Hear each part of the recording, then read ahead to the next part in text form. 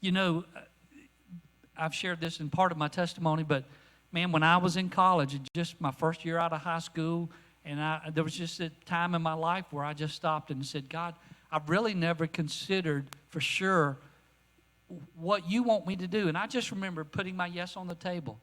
And it was a New Year's resolution in 1986, showing my age here. And I just said, God, whatever you want me to do. And that was my New Year's resolution. I'm committing to you. And I wasn't going to tell anybody. It's just going to be between me and God. That week, a man walks up to me as I'm walking to my dad's office, downtown Milledgeville, and he walks up to me with a camera and a notepad. He said, "Excuse me, sir." He said, "I'm with a newspaper. You made any New Year's resolutions?" And I said, "Well, is this going to be in the paper?"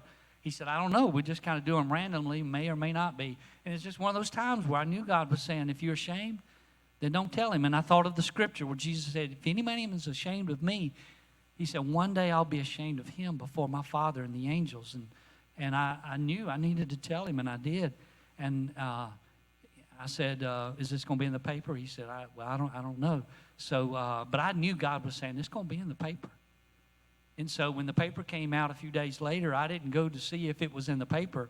I went to see what it said because I knew it was going to be on the paper. I just didn't know it was going to be on the front page.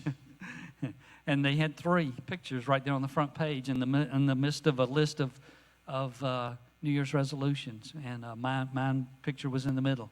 And that was the beginning of God saying, look, I just need your yes on the table. You may not know what I'm calling you to, and I didn't. I didn't know.